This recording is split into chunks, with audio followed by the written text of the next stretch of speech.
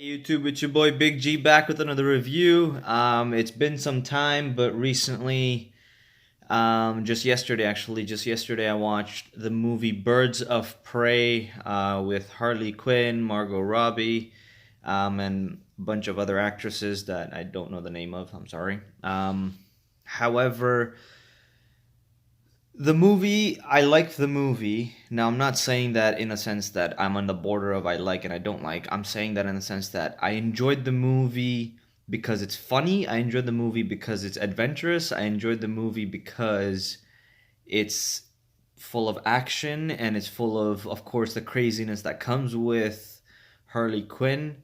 And I enjoyed the movie because it was a good time. And in my opinion, it could be a good Valentine's Day movie. Now, if you like action, if you like comedy, if you like comic books, if you like a movie that gives you action and comedy but also ties the characters in together while the movie staying on a standstill, as in staying as an independent movie, don't worry about the future, don't worry about the past, just look at the movie as a standpoint. It will give you everything you need to know about it self and what is about to come in the movie, and you'll just enjoy the ride. Pretty much, that's what I think. Talking a little bit about the spoilers now.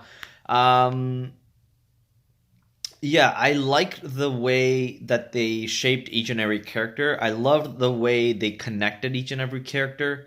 I'm not a big fan of having two jumps into the past. I know the first one was like what 4 minutes, and then they had what a few weeks.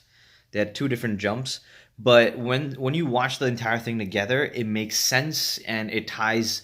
It's necessary to tie everyone in together. Of course, there are other ways of tying people together, characters together, but the way they did it, it made sense.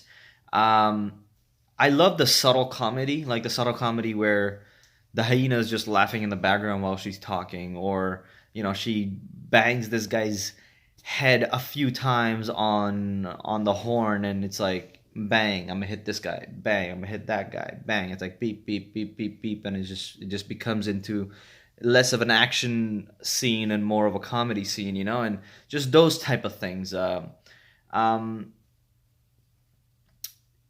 of course, you after seeing all those Marvel movies, you want a bit more backstory about each and every character. But when a movie like this comes along, where they tie it in all together, like okay, these people had their past, and you get a little bit of the past, but then you'd get the fact that okay, these people, they were living their daily lives and they were going about their daily mission, but then how everyone's mission, in a sense, or life overlaps, and that creates this opportunity of a team up, but then also gets disbanded at the very end, was very amusing to me, and I liked it.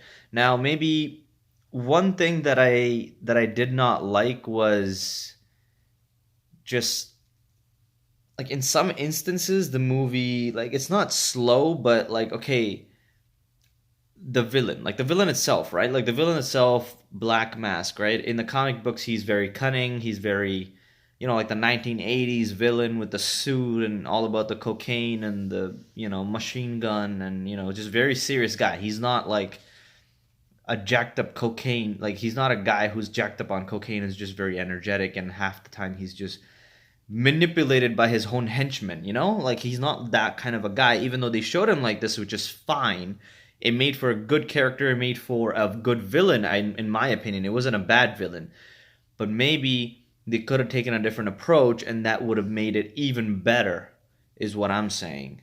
And that could have made, his threats even better, him a bit more scarier. Like it felt like this guy was playing second tier to Joker this whole time, and all of a sudden he's the big baddie now in town, but then he's still getting manipulated by his henchmen to believe that okay, yeah, everyone is wronging him, everyone is betraying him, so you just need to go bad and take a sniff of the cocaine and go crazy kind of thing, Like don't worry about the art, don't worry about anyone else, everyone's betraying you, so just start killing everyone before you come to full power, which was a bit weird to me.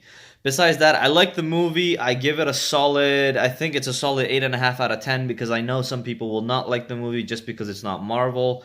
Some people might not like the movie just because it doesn't there wasn't a part one. They would consider this as a sequel, and they would be like, oh, it's not a good sequel. But if you look at the movie as a standalone movie, which I intend to look at, because the way the DC universe is going, I'm sure they're gonna revamp the whole thing after a flashpoint or after a certain big moment. You need certain characters, regardless of a reboot. You need certain characters to stay the same.